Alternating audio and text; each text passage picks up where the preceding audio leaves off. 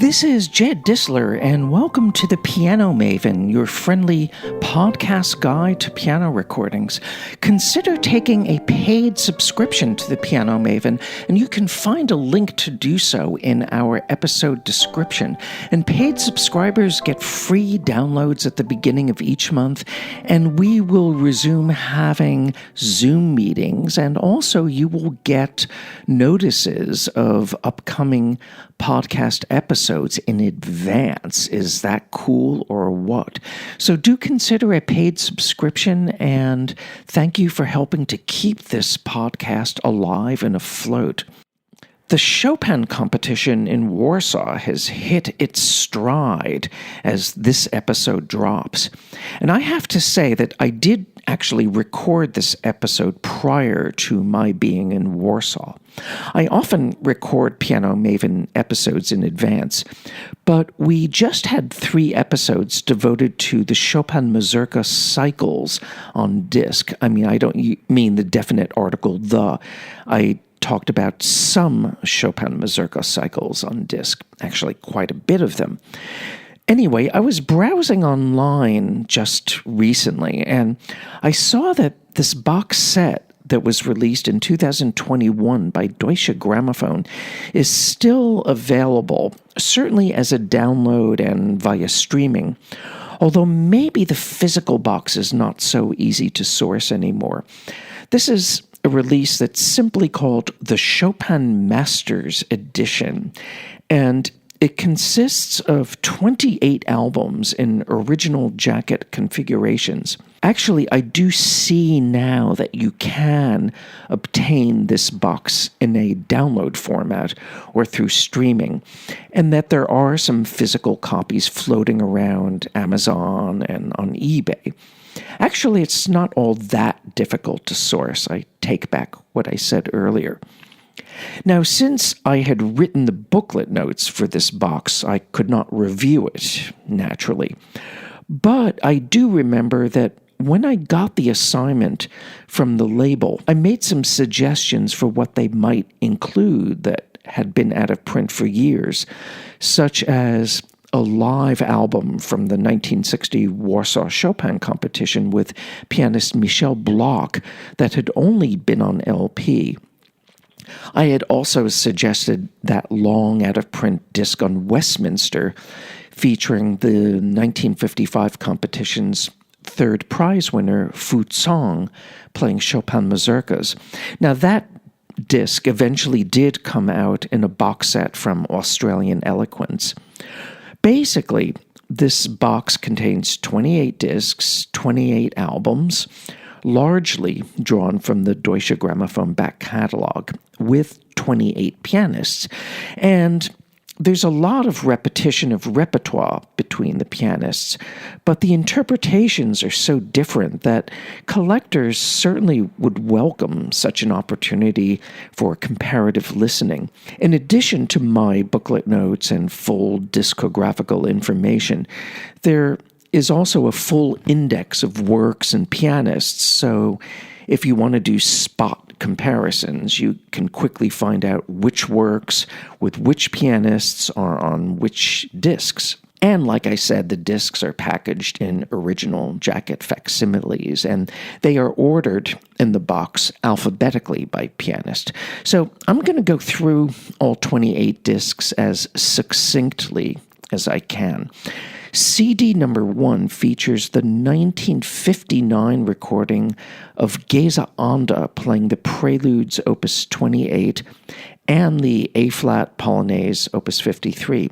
These are really outstanding interpretations. They're very classically oriented with clear finger work and voice leading, and they are very different from the more volatile and impulsive, yet vividly detailed Martha Argerich recordings of the Preludes, which occupy CD number 2. These are from 1975. Also on this disc is her 1974 recording of the Sonata number 2 in B-flat minor, and this is a classic also. And I really like her spooky and very liberally pedaled finale, which sounds like no one else's performance, believe me. CD number 3.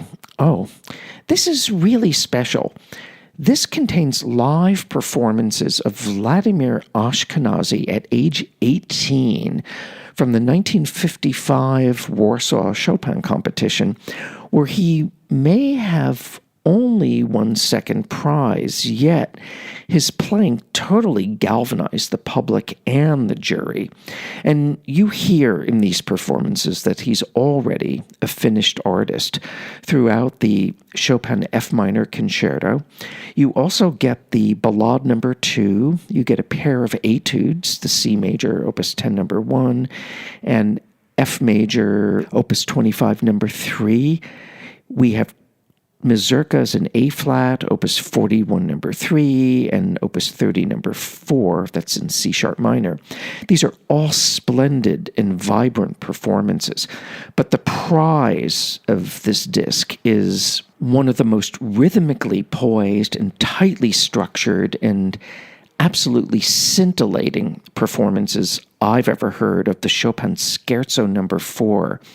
It's really staggering. It's really on the level of the Vladimir Horowitz recording from 78 and that famous Leopold Godofsky test pressing. Ashkenazy recorded this scherzo several times over for Decca in the studio much later in his career, but I don't think he ever quite matched his teenage self. I mean, this is a phenomenal performance.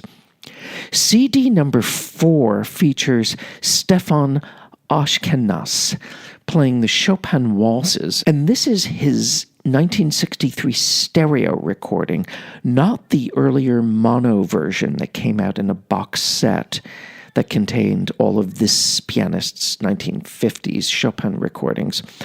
Unfortunately, I find his stereo waltzes really pale next to the mono version, and I just find his playing very tired and enervated, and he also underplays the 2 famous polonaises included here, the military polonaise in A major, opus 40 number 1, and then the opus 53 heroic polonaise that we heard from Geza Anda on CD number 1.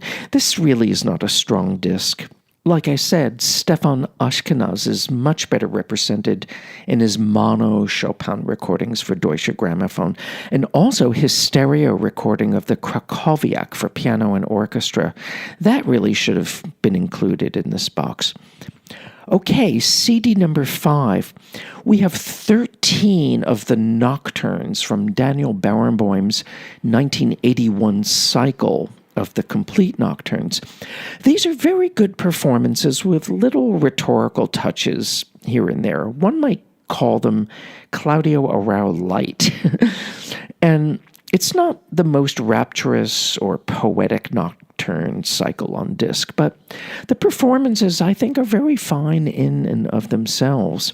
And Barenboim is on really excellent technical form. I think the recordings that he made in the early up through the mid-1980s for Deutsche Grammophon probably represent Barenboim's strongest piano playing and piano interpreting on disc. I'm thinking about his first Beethoven cycle for Deutsche Grammophon. But anyway, I'm digressing a little bit. CD number 6. Oh, this is great. This is the famous Arturo Benedetti Michelangelo Chopin disc. We have 10 mazurkas, and I just talked about them in our previous podcast episode about Chopin mazurka cycles. These are interestingly detailed, emotionally aloof performances on the whole. And then you get his very sectionalized and fragmented performances of the G minor ballade and the B flat minor scherzo. But there's a demonic undercurrent that exists here that I find fascinating. And there's also a wonderful performance of the prelude in C sharp minor, the opus 45 prelude. Very, very beautiful. CD number 7, Lazar Berman, playing the standard 6 polonaises, which are the 2 Opus 26 pieces, the 2 Opus 40 polonaises, the big F-sharp minor, Opus 44, and Opus 53. This is very forthright and hearty piano playing. There isn't a lot of depth or introspective poetry, but this is pure, untrammeled virtuosity and high drama. And if that's what you want, that's what you get from Lazar Berman's polonaises. I actually enjoy them. CD 8 gives us the 2 Chopin concertos with the 2005 Warsaw Competition gold medalist Rafał Blechacz. And I'm not crazy about these performances. I mean, the pianist has a strong left hand, and I like how he plays the F minor concerto first movement's decorative flourishes in tempo. But the first concerto's first movement just drags and wanders all over the place. But you know who really did an excellent pair of Chopin concertos for Deutsche Grammophon around the same time that I think are a lot stronger, and they also have great accompaniments from Zubin Mehta? I'll tell you who. It's actually Long. And his Chopin concertos should have been included in this box set. I'm not kidding. CD number 9. Now, this is really interesting and illuminating, and I talked about this disc at the start of the program. When Michel Bloch was eliminated during the course of the 1960 Chopin competition, jury member Arthur Rubinstein got really upset, so he spontaneously created his own special Arthur Rubinstein Prize to give to Michel Bloch. We get live and unedited, yet very fluent and very heartfelt performances of the B-flat minor sonata, the A-flat polonaise again, the prelude in A-flat, Opus 28, number 17, and the A-flat waltz, Opus 34, number 4, and 3 mazurkas that have real bounce and breadth to them. And these are a far cry from the slow, sleepwalking mazurkas that Michel Bloch recorded in the studio many, many years later. CD number 10. This is the first all-Chopin studio recording that Stanislav Bunin made for Deutsche Grammophon. It dates from 1987, and generally it's slick and sometimes mannered playing, but it's still enjoyable. He plays the 4 impromptus, the 3 écossaises, 3 of the posthumous waltzes, the Polonaise Fantasy, and there's some mazurkas, and it's good to have this disc back in circulation. CD number 11 gives us Scheurer-Tchaikovsky in 1968, the standard 6 polonaises and the Polonaise Fantasy. This is the polar opposite of what you get from Lazar Berman, because you have a lot of the idiosyncratic Scheurer-Tchaikovsky rubato. You have inner voices all over the place, and he plays these pieces more like little tone poems than dances. I don't think these should be your first choice polonaises, but I think the performances are interesting and entertaining. I mean, what else can you expect from Scheurer-Tchaikovsky, right? CD 12 features the 2015 Warsaw gold medalist Seongjin Cho in live performances from the 2015 competition of the B-flat minor sonata, the A-flat polonaise. How many A-flat polonaises do we need? But it's a very, very good one. The C minor nocturne, Opus 48, number 1, and the preludes, Opus 28. These are very polished, urbane, beautifully modulated, and very tasteful interpretations. And I've liked these performances ever since I first heard them about 10 years ago. Now, had Deutsche Grammophon included instead his recording of the 4 scherzos, that really would have been memorable. But I think the scherzos came out after this box set was produced. Probably so. Anyway, I can't keep all these discographies in my head. Still, it's really good to have this Seongjin Cho Warsaw debut disc in the collection. It's a good thing to have. CD 13. Oh, this is a real collector's item from a great and I think a very underappreciated pianist from an older generation, Halina Czerny-Stefanska.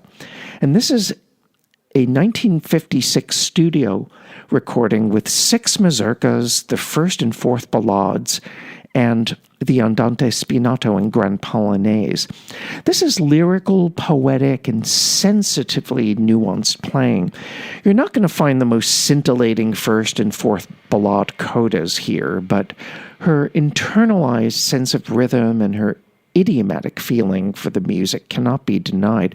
I talked about her mazurka cycle for the Canyon Classics label on my Mazurka Cycle episode. And you also might remember that her recording of the Chopin First Concerto was once issued by EMI, but credited to Dinu Lipati. It was touted as a previously unpublished Lipati recording, and it got rave reviews, of course. But it was discovered to actually be the Halina Czerny-Stefanska Superfon recording instead. And then once they discovered it was Czerny-Stefanska, nobody cared anymore. Actually, a legitimate Lipati performance did turn up eventually, but that's another story for another podcast. CD 14 is Christoph Eschenbach playing the Chopin Preludes from 1971. I've never really warmed to this recording. I find that there's too much editorializing and self-conscious expressive point-making. He's trying too hard to be a Chopin stylist, and it all comes off sounding quite mannered. I'm not really convinced, to be honest. Other people may like this performance more than me. CD number 15 features Emil Gilels in his 1978 studio recording of the B minor sonata. It features a very deliberate first movement, and you really get a sense of his time-stopping sense of how to project and sustain slow music, and you hear this in the Largo. It just really grips your attention. Also on this disc are the 2 Opus 40 Polonaises and the A-flat Polonaise. Surprise, surprise. I think these performances are a little stolid. The concentration and the feeling of centeredness in the pianism really does hold your attention, but they are not my favorite Polonaise performances. CD 16 offers live performances from 1955 in Warsaw by that year's gold medalist Adam Harawasic. And his solidity and his security and his genuine feeling for Chopin's idiom comes across through a variety of works, including 3 mazurkas, the B major nocturne Opus 62 number 1, the G minor ballade, the A-flat Polonaise, oh my goodness, here it is again, and the G-flat major impromptu. And there's a beautiful performance here of the C-sharp minor prelude, Opus 45, and we also have the Winter Wind Etude and the Double Thirds Etude, both from Opus 25. And as you listen to these performances, you can understand why he was declared the gold medalist. CD number 17. This is something really, really special. One doesn't often hear about the Hungarian-German pianist Julian von Karolyi, who lived from 1914 until 1993. And younger piano fans may not even know who he is, but I really enjoy these recordings that are offered on this disc. We get a 1964 Chopin recital that features as fleet and supple an Andante Spinato and Grand Polonaise as they come, and his amazingly fluent and lithe double notes and seamless trills are just thrilling to hear. I also like this pianist's Chopin B minor sonata. He takes a real breakneck tempo for the scherzo's outer sections. That's so much fun to hear, and he really brings it off. And von Karolyi also plays the bolero with great flair and dazzling facility. And what gorgeous melodic projection he brings to the A minor Mazurka, Opus 17, number 4. This is on the level of Horowitz and Paderewski, honestly. Oh, and Grigory Ginsburg, who also did that Mazurka beautifully. What's also interesting about this performance is how Karolyi plays a lot of the decorative passages in tempo. And also on this disc from 1952, we have Julian von Karolyi's 4 Ballades. These are not the deepest performances around, but there's a lot of color, and I love the capricious interpretive touches. It's almost the polar opposite of the painstakingly detailed and thought-out Christian Zimmermann, which is at the opposite end of the spectrum, and we're going to be talking about him in a few moments. CD 18 gives us the pianist Yundi, who I call the artist formerly known as Yundi Lee. We have his Deutsche Grammophon debut disc, which was an all-Chopin recital. You might remember that in 2000, Yundi became the youngest first prize winner ever of the Warsaw competition. I'm not sure if that record was since surpassed. I don't keep track of such statistics. But in my review of this disc for ClassicsToday.com when it first came out in 2001, I wrote this, and I quote, "Listening to Yundi's Chopin for the first time is not unlike having a blind date with a gorgeous partner who smiles at the right times, always laughs at your jokes, and never disagrees with you nor tells you things you don't already know." And like Julian von Karolyi on the previous disc, here you get the Andante Spinato and Grand Polonaise and the B minor sonata. And these Yundi serves up to perfection, superficially so. And you can say the same about 3 etudes and the Opus 9 nocturnes, number 1 and 2. These are very pretty, but they're kind of bland, but he does shape the F-sharp nocturne, Opus 15, number 2, to perfection. I wish they would have included Yundi's 4 Chopin scherzos, because these are among the best things that he ever did. Oh well.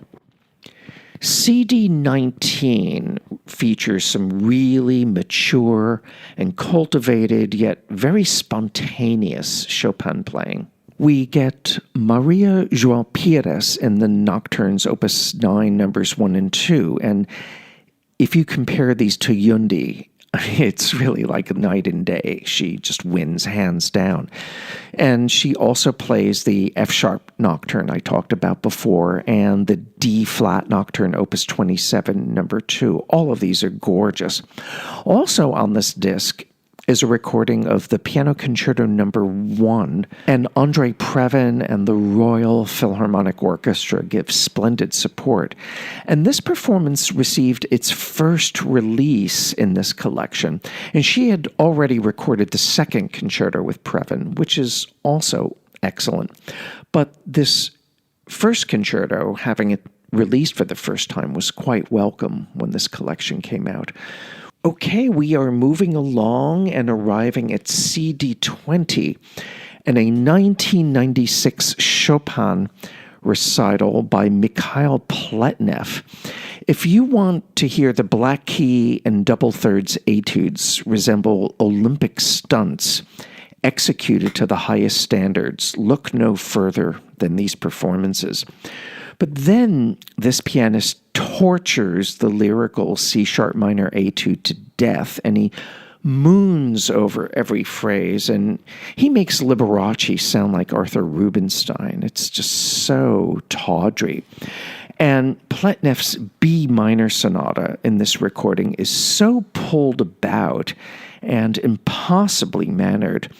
Although, for some reason, his transgressions work better in the F minor fantasy, but this B minor sonata just makes me feel dirty all over. CD 21 is the Studio Deutsche Grammophon debut disc from Ivo Pogorelic that included the Sonata number 2, the Prelude in C-sharp minor, Opus 45, the third scherzo, the E-flat Nocturne, Opus 55, number 2, and 3 etudes. And like Pletnev, Pogorelic is willful beyond belief, but there seems to be a little more method to his madness, shall we say. CD 22, we have Maurizio Pollini's Chopin Etudes. I know that some people find these performances to be cold and impersonal, but I don't. I think these performances have a sheen and a classical orientation that really commands respect, and there's so much more color and nuance to the performances than Pollini is giving credit for. And you really can hear why these etudes represented a kind of gold standard at the time of their release in the early 1970s. These are performances not to be underestimated. However, some listeners may find the comparable technical brilliance of Ruth Slenzinska's 1956 etudes for American Decca to be more immediately communicative, and it's good that her etudes cycle was included in this box set on CD number 23. These are absolutely world-class performances full of individual touches. And I talked about her etude cycle on last year's podcast episode that I did about Chopin etude cycles. CD number 24 is the Deutsche Grammophon solo debut disc of Dang Tai-san, who was the 1980 Chopin competition winner. And this was the same competition where Ivo Pogorelic did not make it to the finals, and jury member Marta Argerich walked out in protest. This is a mixed recital with a few nocturnes, the A minor waltz, the Andante Spinato and Grand Polonaise, 2 mazurkas, the second ballade, and the second scherzo. And what can I say? This is very fine, very proficient, thoroughly professional Chopin playing, and totally enjoyable. CD number 25 features Roberto Zidon's recording of the 4 scherzos and the 4 impromptus. The scherzos are sharp-edged and brilliant and often harsh and kind of wiry. I'm happy to have these performances in my collection, so when I want to hear the Chopin scherzos as if they had been composed by Prokofiev or Bartok, I go to this recording. We're getting close to the end, folks, and on CD 26, we have a release that I take credit for suggesting to the producers. This was a 1961 release on Westminster with Fu Song playing 18 mazurkas. He won the Special Mazurka Prize in the 1955 Warsaw competition, and his natural feeling for the idiom speaks for itself, and lovely performances of the posthumous A-flat and the C-sharp minor Opus 45 preludes fill out the disc, and also the Berseuses here too, very beautifully played. CD 26 features Thomas Vasari in the waltzes. This is very solid and sensitive playing. And it also includes 4 mazurkas, plus the rarely heard introduction and variations on the song Der Schweizerbeub. Did I pronounce that right? Der Schweizerbeub. And there's a very good A-flat Polonaise, yet again, this piece. But this is a really, really good performance.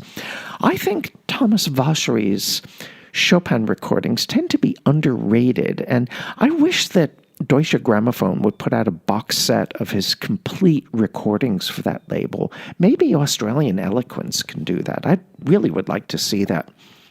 And lastly, on CD 28, Christian Zimmermann takes the 4 ballades, and he seems to go over each and every phrase, every inner voice, every chord balance, and every pedal indication with a fine-tooth comb. However, such fastidious microscopic detailing never sacrifices Chopin's bigger narrative picture, nor the music's rhythmic momentum. And I really respect these performances. I can't say that I warm to them a lot, but I respect the workmanship and the finish and the seriousness of purpose that Zimmermann brings to this music. But these qualities, for me, I think don't work so well in his recording of the F minor Fantasy.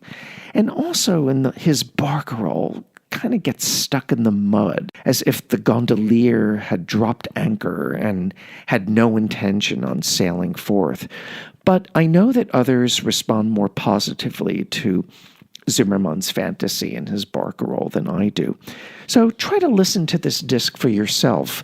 You really do have to respect the workmanship and seriousness, as I said. So you can hear why Zimmermann represents a kind of gold standard for this repertoire, very much in the way that Pollini does in the Etudes. So there we have it. The Chopin Masters edition on Deutsche Grammophon, 28 pianists on 28 discs. After going through this collection, all I can say is that I am just amazed at how Chopin's music invites as well as allows for so many divergent and even contradictory interpretations. And if you are a Chopin lover and you want to explore this vast wealth of style in Chopin's music, definitely check out this box set. This is Jed Disler, and you've been listening to The Piano Maven, your friendly podcast guide to piano recordings. Thank you for tuning in, and I look forward to being with you for our next episode.